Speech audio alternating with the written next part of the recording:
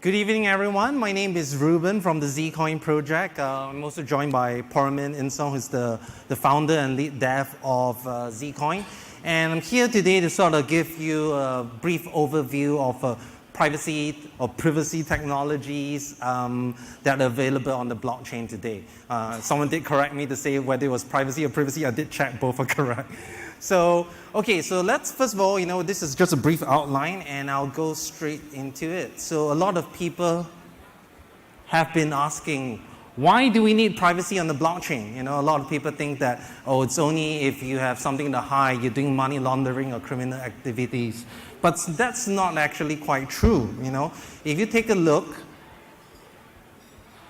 and traditional financial banking systems already offer some kind of privacy, Not anybody can check your bank balances or transactions, right? Only like authorities, tax authorities, police can do that. So there is a basic form of privacy. And blockchain raises a particularly interesting problem because all transactions on the blockchain are permanently and publicly viewable. So although you don't know who owns which account or address on the blockchain, you usually, when you pull other different kinds of data, you can actually discern spending habits, and we will talk a bit more about that later. And another sort of a key aspect about privacy technology is the concept of fungibility, that one coin is indistinguishable from another. And we often, I guess the analogy would be cash. One Thai baht or 100 Thai baht is no different than another Thai baht, right? So for example, like in the US, there's actually a statistic that 90% of all US dollars have traces of cocaine on them. And, we're not going to say that anyone who has these dollar notes are involved in drugs because, the cocaine could have come through anyway, right? But with blockchain, it's particularly more concerning because everything's recorded on the blockchain. With cash, you don't know how many hands it's gone through. But let's say if there was a drug deal, and now I can exactly see the flow of the coins from the drug deal to you, and that's a potential problem as well. Your coins are tainted, and that affects the fungibility of your coin. So, and so if you think about it, cryptocurrencies in general aren't that great for money laundering, because at the point, most of people still need to convert to fiat currencies, like Thai baht, US dollars, and stuff like that. And you do this through exchanges. You do this through, OTC counters. And most of these places would require KYC AML. So, know your customer, anti-money laundering laws. So if you want to sort of, money launder large amounts of money, I don't think cryptocurrencies is the best way to do it. So here we're talking more about, financial privacy as a basic right, okay? So first of all, let's cover privacy in Bitcoin and why it isn't enough. So when Bitcoin first launched, it was like promoted as a private type of currency. And so the conflict is that blockchain is about transparency, right? Every single transaction is permanently visible so that everyone can verify balances. And yet we have to kind of keep privacy. So it's like privacy in a transparent system. And that's why it's not easy to do it, because how do you maintain transparency while maintaining privacy at the same time?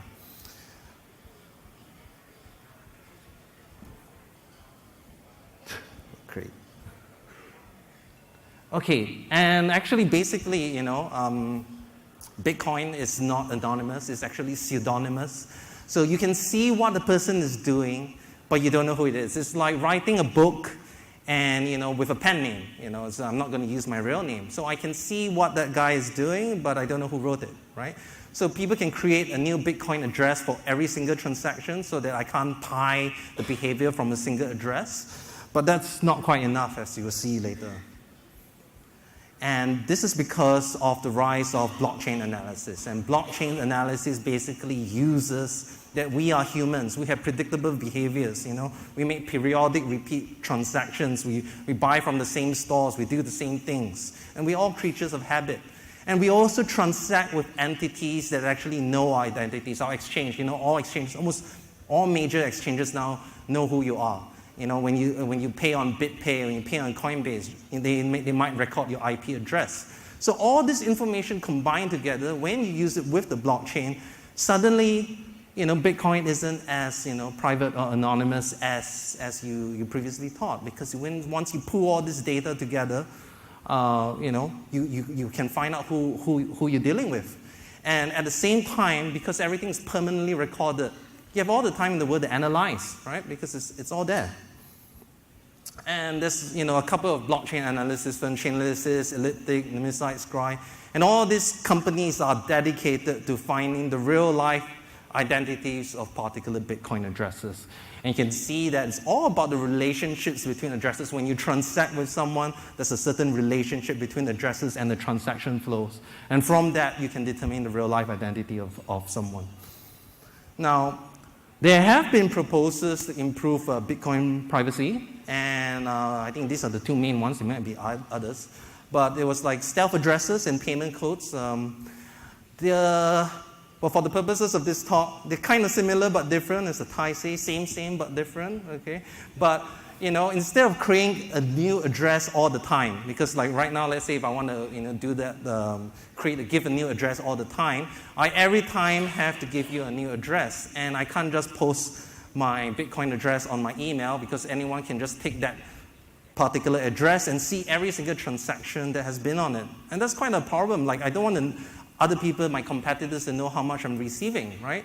So what stealth addresses does is that now I can give out a public address, but when people pay to the stealth address, then it automatically creates a new address. So it's just basically a convenience standpoint, but it doesn't offer any additional privacy from someone that's just giving a new address all the time.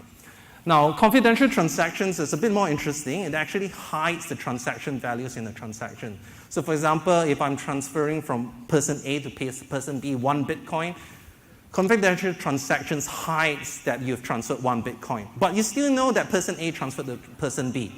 One of the sort of drawbacks of confidential transactions are the large transaction sizes. And this is also probably why it's taken so long for Bitcoin to even bother adopting this. They're more concerned about scalability than privacy right now.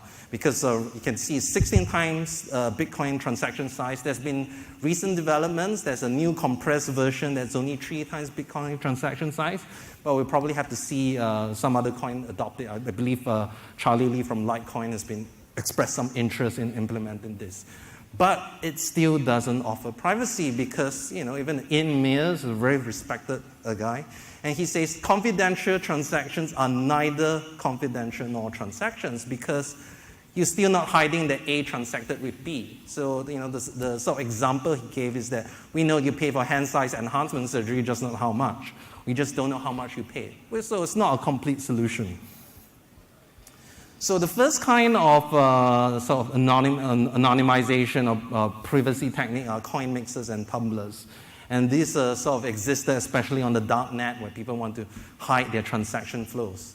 And with the first kind of Bitcoin tumblers, it's basically kind of like mahjong, You take all these coins, everyone puts in coins, mixes them up, and takes the same number of coins that they put in.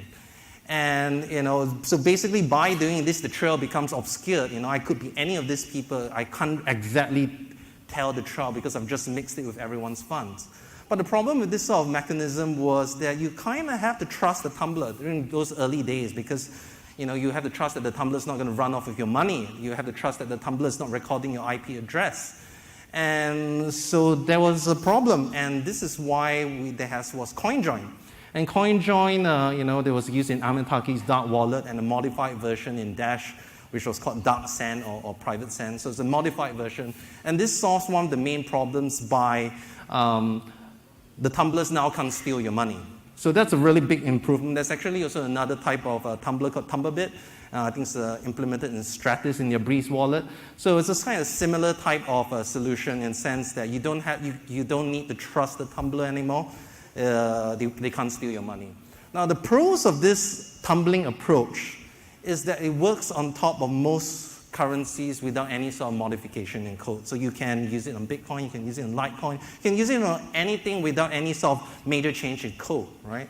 And it's relatively simple to implement. There's no advanced cryptography. It's just people mixing money with each other. It's no big problem. And it's relatively lightweight because it's just basic Bitcoin normal transactions. But the cons are, it's limited by the number of people you're mixing with. So, in the mahjong table, it's limited by the number of people on the mahjong table. And it requires mixers to be online. You can't mix with someone that's not online or with actively wanting to mix, which kind of reduces your anonymity.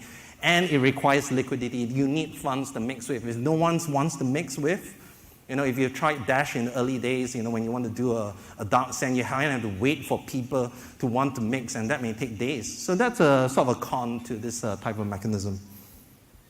So we'll move on to something called ring signatures and CryptoNote, which is a really interesting technology. It's used in Monero and Aeon as well. And basically, it doesn't use Bitcoin's base at all. It's a completely new code base. And ring signatures actually means one person signs from a group and you can verify that someone from that group signed, but not who did it. So actually the very common sort of use case is that, there's a bunch of White House officials, the president, the vice president, and this particular order, it came from this group of people, but you don't know whether it's from the president or the vice president.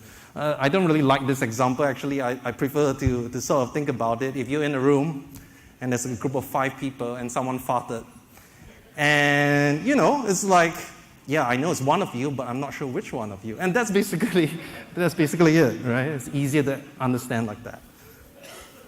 So CryptoNote is really interesting the way it works, because when a user wants to send a transaction, it doesn't use other people's funds to mix. It actually auto-scans the blockchain for other outputs to use as dummy inputs. So when I form the transaction, I'm finding other people to fart with, right?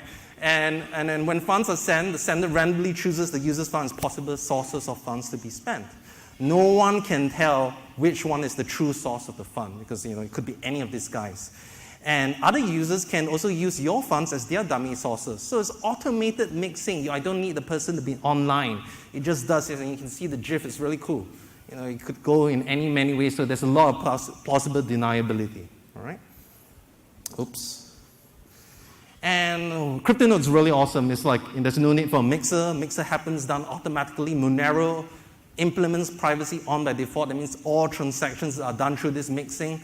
And anonymity actually increases as time passes, because as more and more people use your outputs as their dummy inputs, it becomes more and more difficult to find out the true transaction flow. And now it even hides transaction amounts. So like remember in confidential transactions, so you also don't know how much is being transacted with ring CT. And it's using very well-researched cryptography. You're not using any novel new cryptography on top. But the major con of Monero and CryptoNote type of currencies is that there's a lot of scalability issues. Like if you think Bitcoin has a problem, with its 1 megabyte blockchain, Monero with ring CT each transaction is 15 to 25 kilobytes. Compared to Bitcoin, it's 50 times larger. So if you think about that, if you want to reach sort of Bitcoin level transactions, that's going to be the problem. And unlike Bitcoin, which you can prune, Monero, you still have to keep the complete blockchain. So, as time passes, more and more storage you require, and there's no way currently to reduce the size. And because Monero uses sort of a very unique system, it doesn't use a Bitcoin base at all. It requires a lot of separate integration work. So if you take a look at even though Monero is really, I think it's probably the top privacy currency with the highest market cap right now, there's still a kind of lack of integration. The Trezor doesn't support it. I'm not sure if Ledger supports it right now. Yeah. And the ring size is practically limited. Monero uses 5 by default. You can choose higher ring sizes, but it will only scale to to a 50, 25 or something. It's not going to be in the hundreds or thousands, all right? And another sort of a controversial thing is that quantum computing will retrospectively expose. So when quantum computing comes off, of course, the least of your concerns would be cryptocurrencies, but meaning that with quantum computing, now I can tell exactly who farted. So yeah, that's it. Okay, so here comes zero-knowledge proof. So zero coin and zero cash, they are different protocols despite the similar name, but they work on similar principles, right? So what's a zero-knowledge proof? So the sort of classic type of sort of illustration of what a zero-knowledge proof is to prove that I know a piece of information without giving out that information itself. So if everyone can see there's this little cave there, and there's a little secret trapdoor in between A and B. How does Peggy prove to Victor that I know the secret passcode to that secret door without telling Victor the passcode, right? So in this case, basically, Victor says, okay, Peggy, you go into the cave, you come out from A or you come out from B, and he'll just randomly say A or B, A or B. And Peggy keeps on coming with the right, she keeps on coming out from the right version. When Victor says A, she comes out from A. When Victor says B, she comes out from B. And you do this like millions and millions of times, you're pretty sure that Peggy knows the passcode to that little secret door, but she has not revealed the passcode. So this is what a zero-knowledge proof is about. So how do you use it in the cryptocurrency, right? So this is using ZeroCoin as first implemented by Zcoin. And usually what happens here is that a user takes a certain number of coins and destroys this coin, completely burns it up using a ZeroCoin mint transaction. And at any time in the future, he's like, okay, I want to redeem my coins back again. I redeem this coin, so let's say if I burn 10 coins, now I want to redeem this 10 coins back. When I redeem those 10 coins, these 10 coins appear as completely new coins with no transaction history. So how do I show that I'm entitled to these 10 coins? I need to show that I previously burnt these 10 coins. If I didn't burn these 10 coins, I cannot be entitled to redeem these 10 new coins. And this is where the zero-knowledge proofs come in. I prove that I burned the coin without showing which coins I burnt. And this is what zero-knowledge proof is about. Okay? So unlike in CoinJoin and CryptoNote, which are limited by the number of people in the room, on the farting sort of analogy, and merely sort of hiding your transaction with that group of people, the method of burning coins and redeeming them later completely breaks the transaction names, because basically I'm creating new coins with no transaction history. The drawback with this type of setup is that there needs to be, during the initial phase when you're creating a zero-coin setup, you need to create certain initial parameters, and that you need to destroy these parameters. So, Zcoin uses something called RSA Factoring Challenge. It was hosted like in the 90s, many years ago, and there was a huge bounty of like $200,000 to break that. And they took certain steps to make sure that those parameters were destroyed. And the parameters are quite simple. They're basically two large prime numbers. And okay, so what happens if this, prime numbers are leaked? If those parameters are leaked, coins can be forged. That means people can redeem new coins without a previous mint. That means I can generate new coins, but not have burned them up before. And this is a real problem, right? However, anonymity is still preserved. So even if I have these parameters, I still can't break the anonymity. And however, with Zcoin, because forgery can still be detected because of supply auditability, because I can see the number of coins going into the ZeroCoin network, and I can see the number of zero coins going out. As long as they check out, I know that the supply is still correct and there's no one forging coins in infinitum, all right? So, okay, let's look at the pros and cons of ZeroCoin. There's no need for a mixer, it's all built into the protocol. So it's a very high anonymity. So, basically instead of your anonymity set being of like, a couple of people in the room, it's now the analogy is that my anonymity now is with every single person that's ever farted before. So, if I have, farted before, then I'm in that anonymity set. And it retains supply auditability and uses very well-researched cryptography. I think everyone's heard of RSA, So, if RSA breaks, the least of your concerns would be Zcoin. The cons are proof sizes are currently large, so if you want to do a zero-coin transaction, it's about 25 kilobytes. There are ways to reduce this to 10 kilobytes.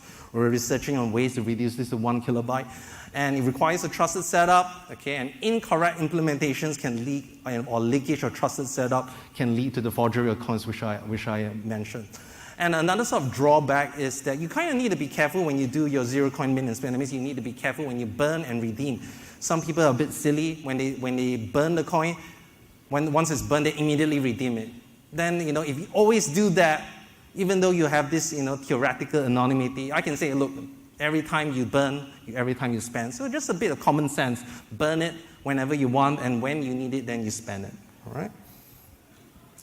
So now let's take a look at Zero Cash. Okay, Zero Cash uses really advanced cryptography, and it was meant to be an improvement over ZeroCoin, because ZeroCoin, you still need to convert back to the base coin. That means when I burn it up, I can't transfer my burnt balance to someone else. I still need to convert it back into Zcoin, right?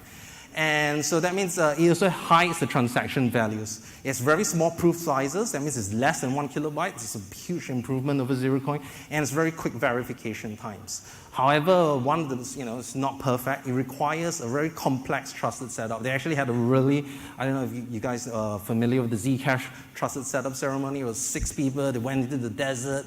And basically, they had to destroy the parameters. And we are trusting that these parameters were destroyed correctly. So to achieve small proof sizes and verification time, it uses experimental cryptography called ZK SNARKs. And I don't think it's used anywhere else besides Zcash. So, there's not a lot of research into it. And I think most cryptographers, even people like Peter Todd, says that the cryptography is relatively weak. And the trusted setup is also very is complicated. It's not just 2 numbers. It's like a few gigabytes of data. Involves a multi-party computation. And there's been a lot of controversy, which I wouldn't go quite into it, but it's been controversial enough that Peter Todd, who was also a participant in this ceremony, decided to take down his blog post about it because he didn't want to have anything to do with it. And similarly, like in Zerocoin, if these parameters are somehow leaked, or if there's a problem with the cryptography or a problem with the trusted setup ceremony, then because of the way it's particularly set up, if someone is secretly creating this, burn state coins, or like what they call it, creating balances in the shielded addresses of Zcash, you cannot tell. Someone could be making billions and billions of Zcash, and because you can keep them in that burn state, you cannot verify, and the supply is not auditable.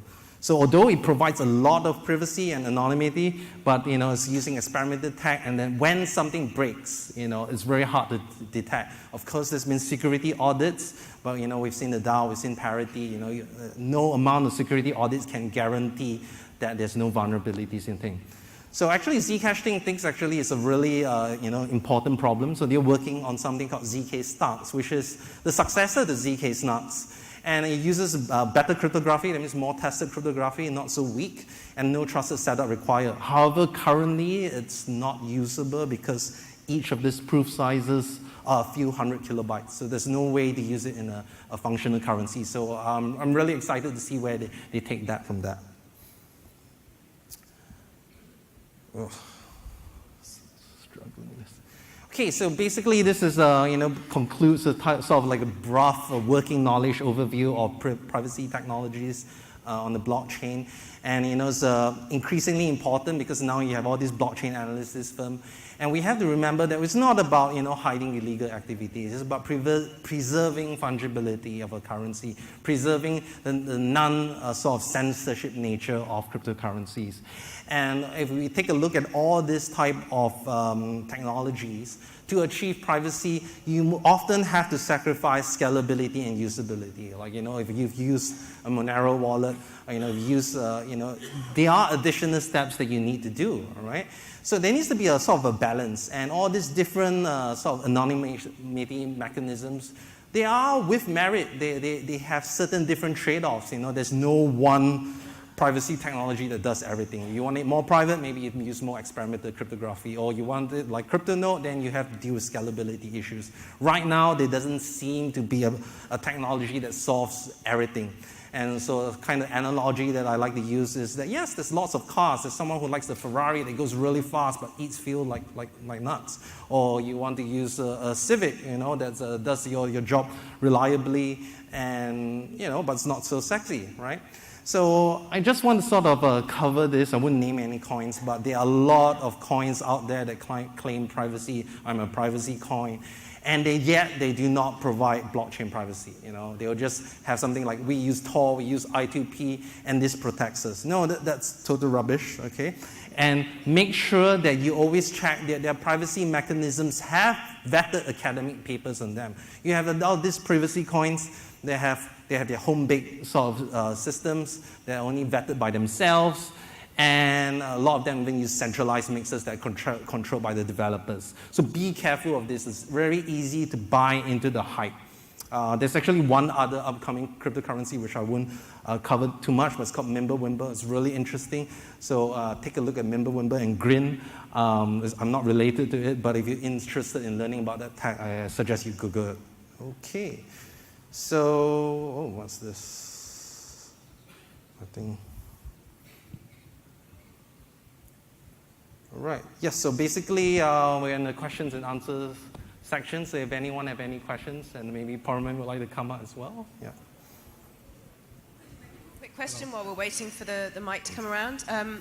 Where can people get a copy of your slides? Because what you covered was very interesting but quite complex. So do you have somewhere on SlideShare or somewhere else they can get a copy of your slides? Yeah, sure. I'll upload it later and I'll get someone to distribute it. Yeah. That would be great. Thank you. Do we have some questions from the floor?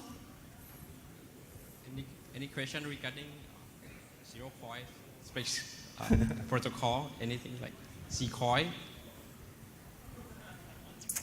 Or still confused? People want to keep their questions private and anonymous. There's one over here. No one wants to tell who farted. Yeah. Yes. Yeah, we'll keep that secret from everybody. Okay, thanks. What about Zeno? Z-Notes. Well, Z-Notes, for those of you who don't know, this is basically like a dash masternode system with Zcoin. It's meant to be a way to scale zero coin in the future because zero coin transactions are particularly big, they're 25 kilobytes big, and also computationally incentive. So we decided to have a sort of incentivized node structure. But yeah, that's not quite the topic of what we're dealing with today. But yeah, do check out zcoin.io. You know, we have the Z-Notes launching probably this month. So yeah. Thank you. I think there might have been another question over here as well. Does someone else have their hand up? To what extent do you think quantum computing is going to make anonymity retrospectively irrelevant across all anonymization? Well, it doesn't make everything, it doesn't break everything. Like for example, if you use CoinJoin and whatnot, it doesn't break the anonymity there. But if you are using cryptography, like I think for example, with confidential transactions, if you use like discrete log, quantum cryptography with Shor's algorithm actually breaks that.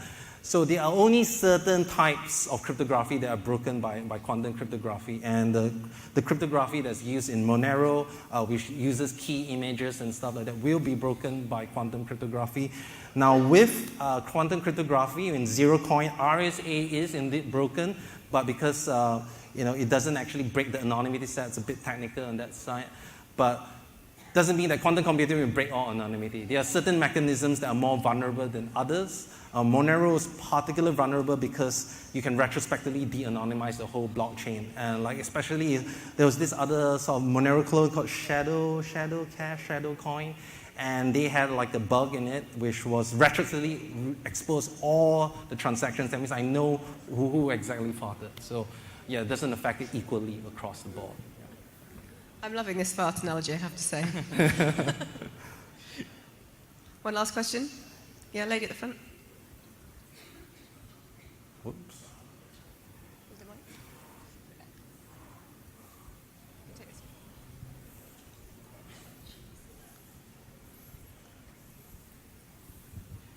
Hello, that was a really interesting presentation, and I love the idea of being anonymous on the blockchain and with the payment especially. So I've been following you guys because I'm particularly impressed with the fact that the developer or the founder of your project is a Thai person. Yes. So being a Thai person as well, go for it. But anyway, recently I heard that you got a fork. Have you completed the fork? Oh, you're talking about... So actually, there's a lot of like... Recently, what exactly was done during that fork? Actually... or are you in the process of having it during forked? that fork, it's like there's so many fork in our coin actually. And during that fork is something that we found the bug inside our implementation, and we detect that early before the hacker saw it. And we fixed the problem and we pushed the code up. Turned out that when we put the code up, the hacker itself take a look what we patched and try to repay that attack. And then that's why we need to have another fork that suddenly close the attack, close the vulnerability before support like we expect to wait for like 2 weeks. Turn out we need to fork before that. That is something that. Oh, I think I can answer that. So basically, lib0coin is the library that does all the cryptographic functions of zerocoin. And basically, you know, since it was created by the guys that did Zero Cash, there has actually been no modifications about it.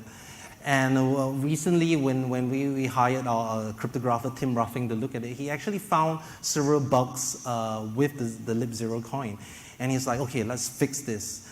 And what happened was when we were fixing it, because we're an open source project, when we update that particular piece of code, it requires a hard fork. And everyone's like really, oh my God, hard fork. No, basically a hard fork basically means that everyone has to upgrade to the new version. You know, it's not quite a big deal, especially with a smaller coin like us. Like Monero hard forks all the time. It's no issue. Ethereum hard forks all the time. Well, besides the Ethereum Classic fork, but you get what I'm saying, okay?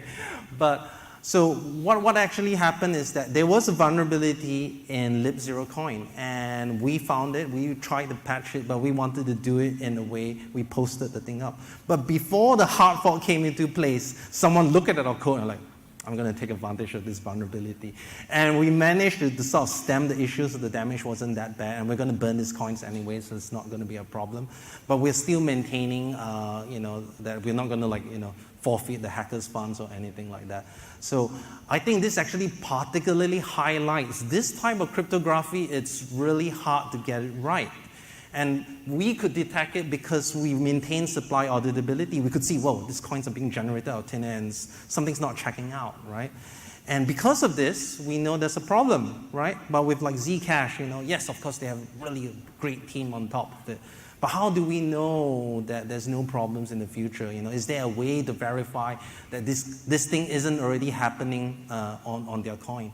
And that's why, I feel that zerocoin offers like kind of an in-between balance where we're using proven cryptography, with supply auditability, so that if there's a problem, we can detect it. I think it's really important. That's often overlooked. Not sexy, but an important point. Yeah. Thank you so much, Reuben. Next.